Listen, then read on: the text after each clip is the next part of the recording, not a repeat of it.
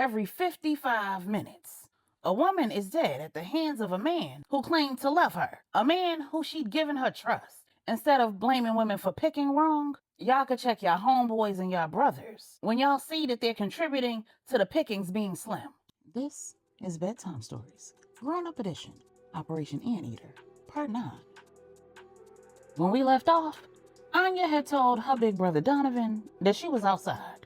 Once again, she'd refused to tell him exactly what Ron had done to cause her to end their marriage. But she'd made it very clear that she didn't need or desire anybody's interference. She'd asked him if he and Maribel could keep RJ and River K, while she headed home to let Easy know that in person. After she departed, Donovan caught Maribel up on their conversation. Maribel said, "I understand exactly how Anya feels. I felt the exact same way before you and I got serious. Men love to play in women's faces. That's precisely why I was single when you and I met, and how I got in that little pickle on the island." When Maribel and Donovan had first started dating, Maribel's ex-boyfriend had kidnapped her in Puerto Rico, and Donovan had to come to her rescue. Donovan said that whole situation was a one-off. Maribel said the hell it was. These niggas out here is nuts. Most of them are operating on this innate need that society has inappropriately encouraged to chase, conquer, and control. There is a whole subset of men out here who see women as property, pieces on a chessboard that they get to manipulate so that they can inevitably win a game that they the only ones playing. Donovan said,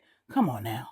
Women play games too. Y'all out here rotationally dating for sport when y'all really just looking for tricks. Trying to come up, get a nigga to fly y'all out, put y'all in Louboutin and Birkin bags, or at the very least rack up some free meals." Maribel said, "That says a lot about the kind of women you were dating before you met me. Because all the women that I know can pay for their own damn flights, shoes, and bags. And the average woman would rather save up her coins than sell herself short for something she can buy herself. Especially things she does not need. And while we all like a good meal, and we need to eat, we'd much rather eat at home alone than give up some cat in exchange for a meal y'all niggas can barely afford to pay for. Hell, we'd rather split the tab with our homegirls, talk smack and let our hair down, than put up with the inflated ego of a man who thinks coochie is a commodity that he can barter for a steak dinner." Donovan said, "Yeah, alright, but you're not gonna tell me that most women out here don't got daddy issues. These chicks out here trying to make up for whatever they didn't get growing up. That or they trying to get their lick back with a nigga who ain't even did them nothing." Maribel said, "Daddy issues?" Donovan, "That's rich. Listen, women lie, men lie, but numbers don't. Every 55 minutes, a woman is dead at the hands of a man who claimed to love her, a man who she'd given her trust. Ain't that much tricking in the world. That's about emotional intelligence. Most men have no idea how to properly manage their emotions. They can't even identify any emotions other than angry and happy. Tell me something. How many base emotions are there, Donovan?" Donovan said, 25. Maribel said, "And you only know that because you've had decades worth of therapy. The average man has no idea.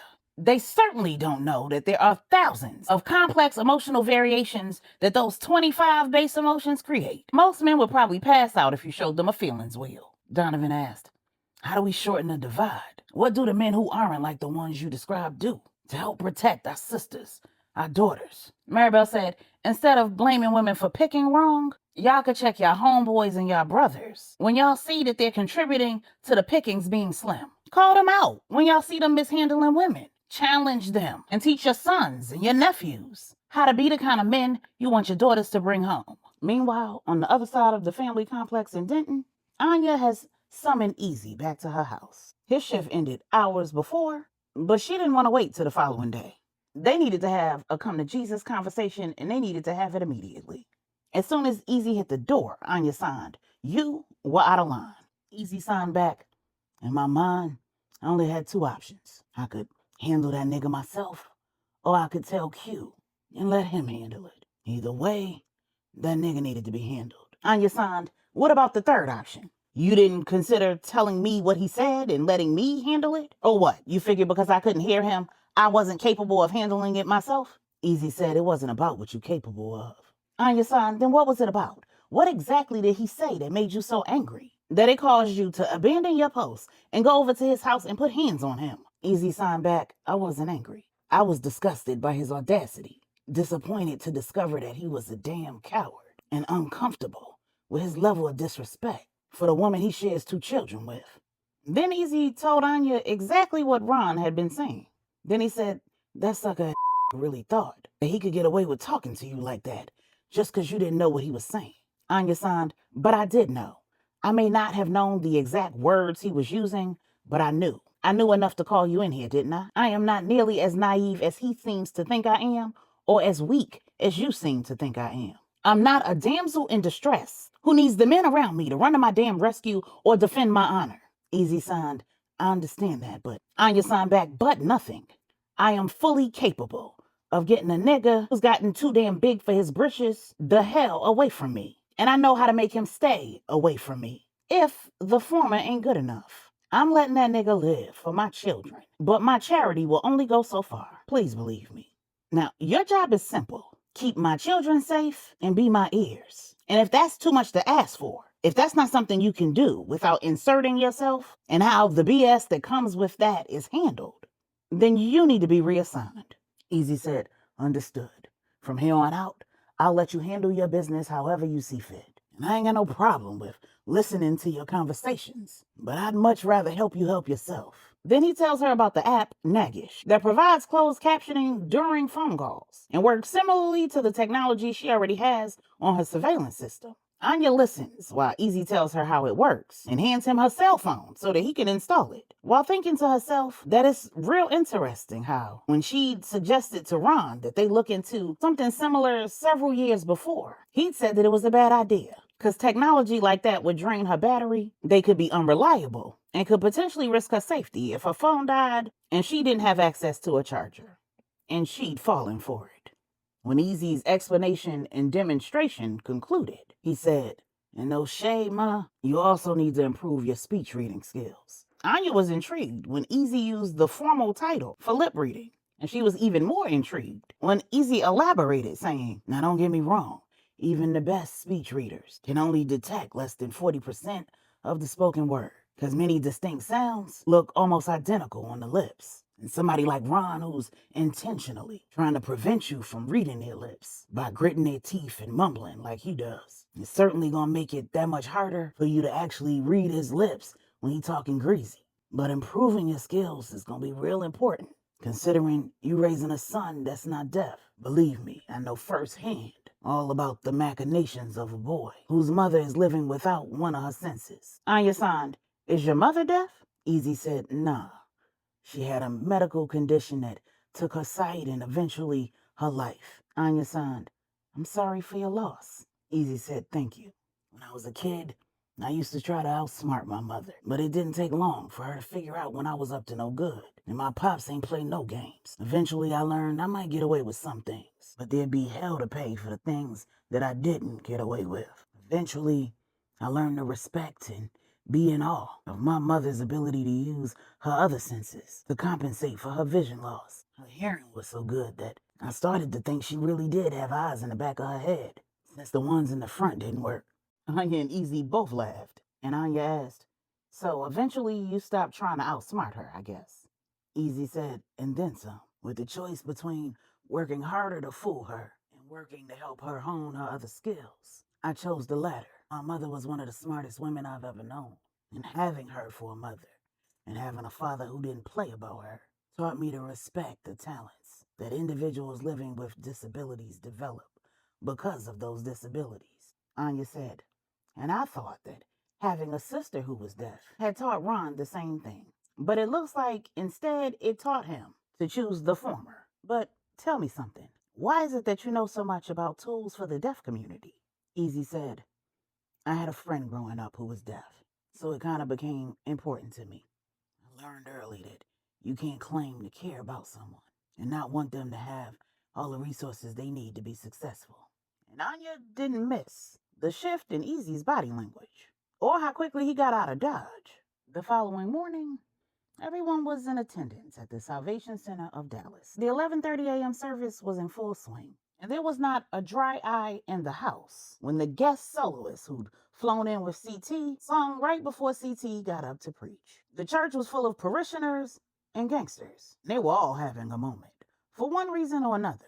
It was a good thing that LJ was sitting by himself, because his face was covered in tears and his nose was a snotty mess, listening to Lyric singing his deceased mother's favorite song. He cried even harder when Lyric let the spirit use her. Sis was singing her heart out. She said, "Wait till tomorrow. If you don't do it just won't be done. Please just do it."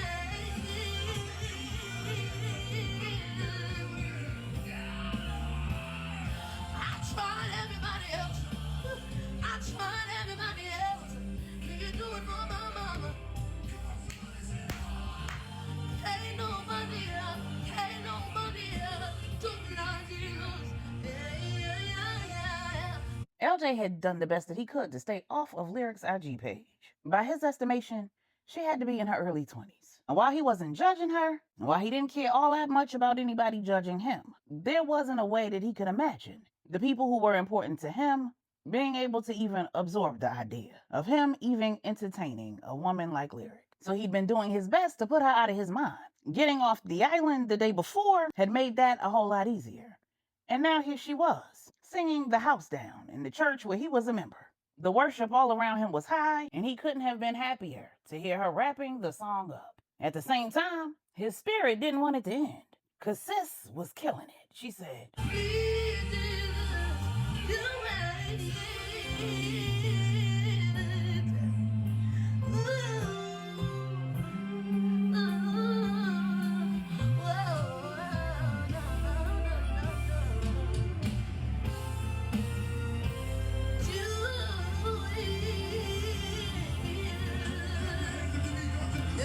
And as CT approached the pulpit and continued to encourage the worship, LJ was not the only one whose mind was wandering. Sincere was 7:30 hot. He'd been looking for Courtney everywhere. And there she was, sitting next to her father. They'd been pretty much stuck to one another like glue since their assignment in Japan. And when they'd returned to the States, they'd been an item. And over the last few weeks, Courtney had been playing him to the side.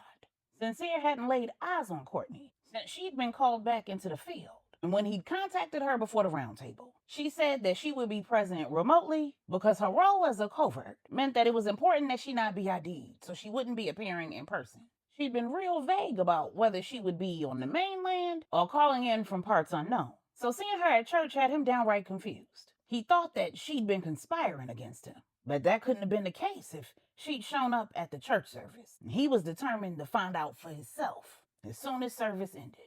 When Sincere tuned back into the service, everybody who hadn't been standing was now standing because CT was going into prayer. And when he finished, he said, "I want to thank you all for having me back home.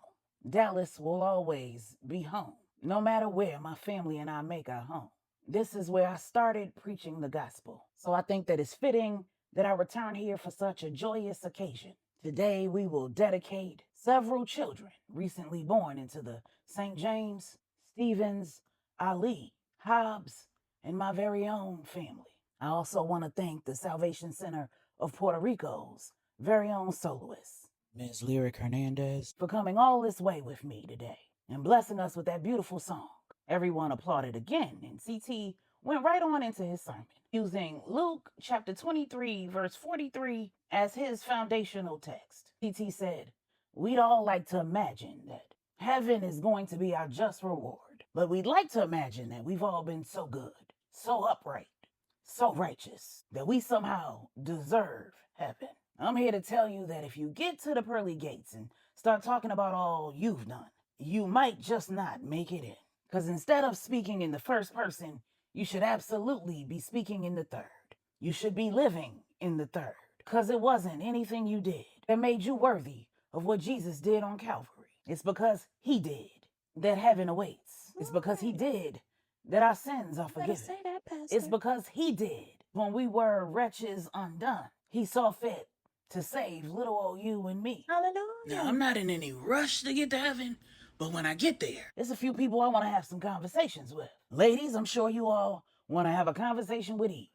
When the laughter died down, CT said, "Me personally, I want to have a conversation with that man who was next to Jesus on the cross. The one who he told he would be with him that day in paradise. I'm rather interested in hearing his account. One minute he was showing out with his homeboy, hanging from crosses with Jesus in the middle. He didn't attend Bible study every week like you all do. He'd certainly never been baptized. He was not a faithful tithe-paying member at any salvation center. And yet, he made it. I can only imagine that when I find him, he'll probably be hanging out on the south side of heaven. Okay. With all of the people that you all have deemed fit for hell.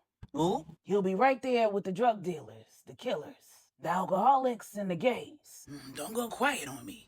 Y'all know y'all act like y'all got a heaven or a hell to put people in. Well, I bet when he got there, the angel assigned to the gate was just as confused as he was. The angel probably asked him what he was doing there, and he probably said, I don't know. The angel probably said, what you mean you don't know? And he probably said, because I don't know. The angel was probably like, well, hold on. Let me get my supervisor. You went and got the supervisor angel, and he came up and was like, okay, we got a few questions for you. Are you clear on the doctrine of the justification by faith? Homeboy probably was like, I've never heard it before in my life. Angel said, okay, how about the good news? When old boy said he didn't know nothing about that either, the supervisor angel probably asked him, then on what basis are you here? And all old boy could say is, the man on the middle cross said I could come. Brothers and sisters, I just want to remind you all that by grace you've been saved through faith.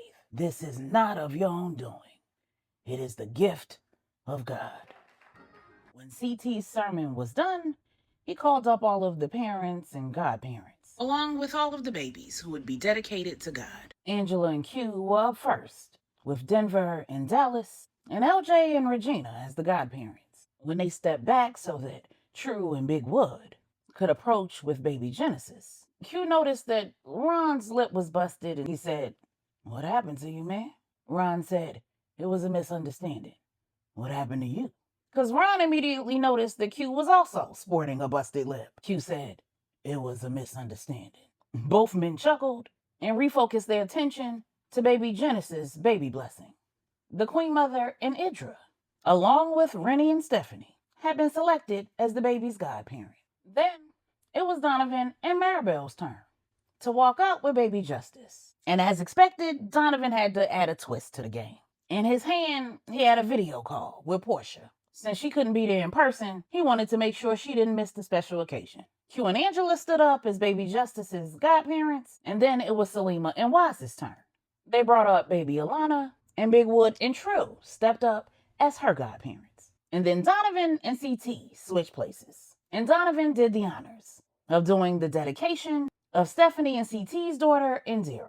And the couple had opted out of having godparents. When the services concluded, the families headed to the fellowship hall for a brunch-style celebration. Ezra had agreed to run interference with Sincere, because Angela had been adamant that she did not want him celebrating her baby's dedication with her family after service. She didn't know everything that he'd done, but she knew enough to know that there was only so much pretending to get along that she could do. She didn't play about God, she didn't play with God. In addition, Big Nate had refused to play pretend. He told Manny in no uncertain terms that if he had to see Sincere anywhere other than the round table, it was going to be on site. And the Queen Mother had concurred. Manny told Catherine, when the service is over, get him the hell out of here. And the Queen Mother said, make sure that wherever he goes, he is not left alone.